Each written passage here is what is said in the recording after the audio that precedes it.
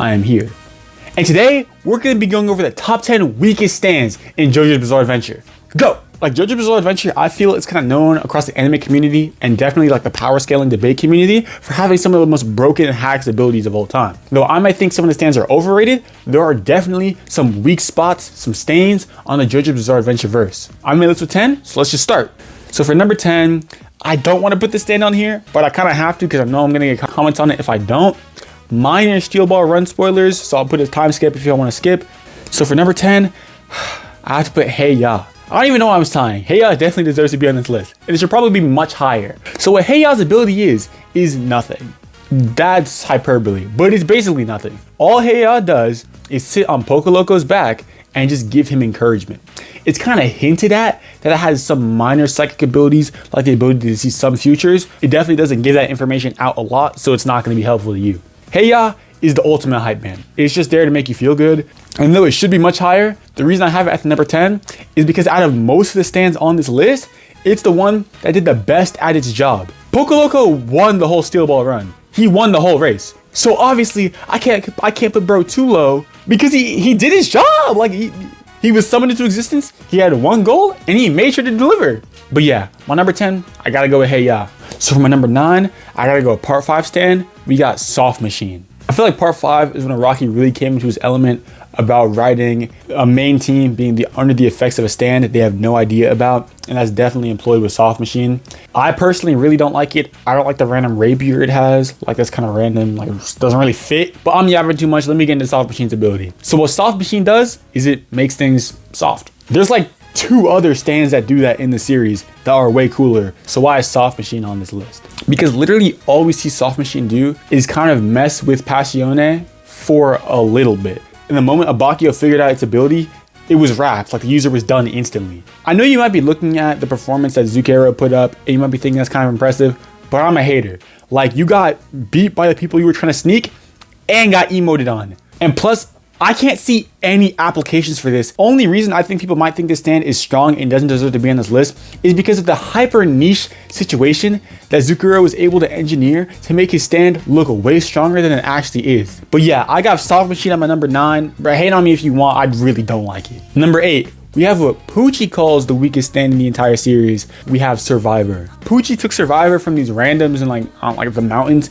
and gave it to this loser who like I already want to punch. Survivor is a colony type stand filled with these little pancake things that just sit on the ground and send tiny electrical signals all the way up to your brain and make you more aggressive. So this encourages people within the user's vicinity to get into way more fights, like hyper deadly fights. And it also has the secondary ability of letting the people under its effect see their opponent's musculature and weak points. Now that sounds like a pretty good stand, Ellis. Why is it number 8 on this list? Well, that's because like it just attacks indiscriminately. You can't control where the stand moves. Once you activate it, it's just put on the ground around you and makes everyone start riding. That's why Dio thought it was the weakest stand. And honestly, Poochie is super smart for being able to find a useful situation for this awful stand. Number 7, this stand comes from part 8 Jojoline. So if you haven't read that, skip to the timestamp below. For number 7, we have Schott Key No.1. Schott. I'm gonna say Scott. So what Schott Key No.1 lets you do is it lets you take things in your right hand and put them in your left hand. That is the entirety of the ability. And it's so stupid. It lets you take things from one hand and put them in the other hand. That's the entirety of my explanation. I'm not even gonna waste time on this. Next stand. So for my number 6, I gotta go Khnum from part 3. So Khnum is a stand of Oingo, I forget which one. It's one of the Oingo Boingo brothers. And what it lets you do is it's shape-shifting, but just for your face. It's shape-shifting, but just for your face. Can you tell I don't really like this stand? What makes me especially frustrated about Khnum is that it's one of the 9 Egyptian glory gods. Araki hyped up this set of 9 stand users to be super strong, but there is a far superior shape-shifting stand in its own part. Yellow Temperance outclasses it in every way. The fact that you can only change your face and to some extent your hair is not useful at all, because the moment bro tried to assassinate the Stardust Crusaders, they just started trolling him. Like, this is a really not useful stand, And plus, it just looks gross. Like, why are we doing all this? Like, Khnum's my number 6, bro. It's a bum stand. So now we're in the top 5. And this stand comes from the Jojo land. So you know the deal. Skip to the timestamp below. My number 5 is Glory Days. What Glory Days does, it lets you manipulate the speeds of bullets that you shoot. And that sounds kind of good, right? Like, it's just like a less powerful Emperor. Except the only application for the ability that we see is to slow down bullets. Now, keep in mind, I'm kind of dogging on it, but it doesn't lessen the effects of the bullets whenever they hit something.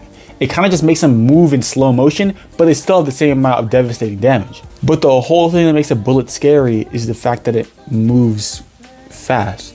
So if a bullet's moving slow, then it's not a scary bullet. Like literally, Bobby Jean is sent to assassinate the main Jojo Land's group, and he uses Glory Days in tandem with a silencer to slow down the bullets that he sends towards the team.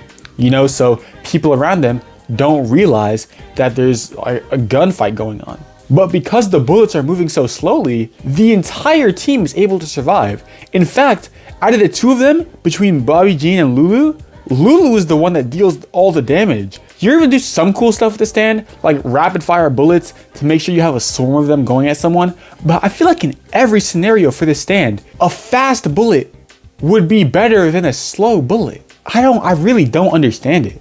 If there was more to the ability, or even if it had a physical manifestation, I could be like, yeah, that's kind of cool. I feel like I might not even put it on this list. Like, bro, Araki, you were not cooking with this one. That's why Glory Days is my number 5. So for number 4, we have a part 4 stand. We have Adam Heart Father. So Adam Heart Father is the stand of Yoshihiro Kira, Yoshikage Kira's dad.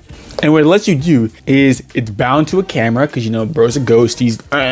And anyone within the picture that camera prints is trapped within those confines within the real world. Which means if someone took a picture of me using Adam Heart Father in this room, I would not be able to move out of the border of where the picture is.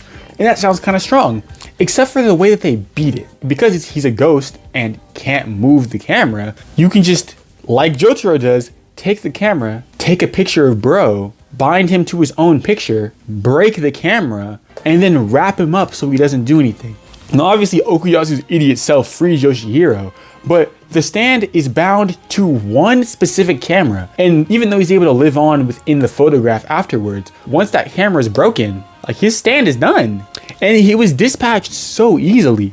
Like Yoshihiro has a huge part on the plot. That's really only because he's the temporary owner of a stand arrow, not because his stand is strong at all. But yeah, no, I gotta put Adam Heart Father at my number 4, but this stand freaking sucks. Now that we enter the top 3 final manga stand, I promise. Mine are part 8 Jojolian spoilers below, skip the timestamp. But for my number 3, I have Love Deluxe. Now, if you haven't read part 8, you might be thinking, hey, why is Love Deluxe on here? Love Deluxe was an incredibly strong stand from part 4, you know, the ability to manipulate hair. Like, that was super menacing against Koichi. But what Love Deluxe's ability is it lets you spawn hair on places that people have touched. And the hair that is spawned is relative to the person that touched it. So if I touch something, it would spawn my 4A type hair, you know? And that's the entire ability. Unlike OG Love Deluxe, it gets a physical manifestation, which looks really cool, but the ability really sucks. It was kind of useful in the Schott Key fight, like, you know, the stand I mentioned earlier. Like, it's incredibly niche combat situations. I guess it's a weak stand for a weak soul because his user Carrera is not the best person. It's like a C tier stand at best. And the ability to just spawn hair where people have touched is not very strong. It's number 3 on this list. Number 2, I gotta go Manhattan Transfer. Now, not only does it look like a piece of junk, which admittedly is kind of cool, it also is a piece of junk ability. So what Manhattan Transfer does is just floats in the air, and all of its abilities are based on air and air pressure. Number 1, it can't really be hit by conventional means because if you try and punch it, it'll sense it and move out of the way, kind of like a leaf. But its actual ability is that it's basically like Daredevil's sonic senses because its user is blind. What Gebin and Duel were able to do naturally, John Gallier needs Manhattan Transfer to do. And it helps him try and snipe Jolene and Jotaro in his fight in the beginning of part 6. But why I have this ability on my number 2 is it's literally just eyes. Right, like John Gallier is a really good sniper, and this sensory information I'm sure is really helpful to him making his shots, but also literally just a ring camera in the room you're trying to shoot the people in would be good. Like, it's just such a niche ability. Like, a lot of the abilities on here are like really niche applications, and that's why they're kind of threatening in their own parts. But like, the ability to gain a little more sensory information, yeah, I don't think is very strong. I mean, you could debate moving it a few spots, but like Manhattan Transfer's at my number 2. And number 1, what I think is the weakest stand in the entire series, Empress from part 3. Holy, Empress is so bad. It's so bad. So for reference, Empress was beat by part 3 old Joseph by himself. Easily the weakest member of the Stardust Crusaders. So what Empress does is if its user, some random NPC girl, touches you, it spawns this little flesh monster on your arm. And that thing will like harass you and try to attack you, right? But this thing is hilariously weak. Like a normal human's not going to be able to dispatch it. But if you have literally anything, like any sort of weapon, supernatural or not, you can take it out incredibly easily. No lie, if your stand has any sort of offensive potency at all, you're beating Empress. Like it's a bottom tier stand. Not only can it only manifest on other people, so no defensive or combat or mobility or any sort of value to its user, but also the thing that it manifests isn't that strong. Hypothetically, if you let Empress grow for a few days, it might become huge and get like star platinum level strength, but that's not what we see. It takes super long for it to do anything, and like what worst case scenario, just stick it in some water and drown it. I think Empress is a cool fight for old Joseph in part 3, especially because, you know, his stand Hermit Purple is kind of underpowered combat wise, but like on its own, Empress is bad. But there we go. That's my list of the weakest stands in the entire series. Tell me what you think. Tell me if there are some stands I kind of like dogged on too much and are actually super strong. Tell me if there are some super weak stands I missed out on. I think there are definitely more. So if you want to see a round 2 of this, let me know. And I've made other JoJo's videos in the past, so definitely check those out. In a card in one of the corners, I forget. That was another Flash Fantasy Nate video. Make sure to like, subscribe, and comment down below. And I'll see you on the next one. Flash Fantasy Nate out.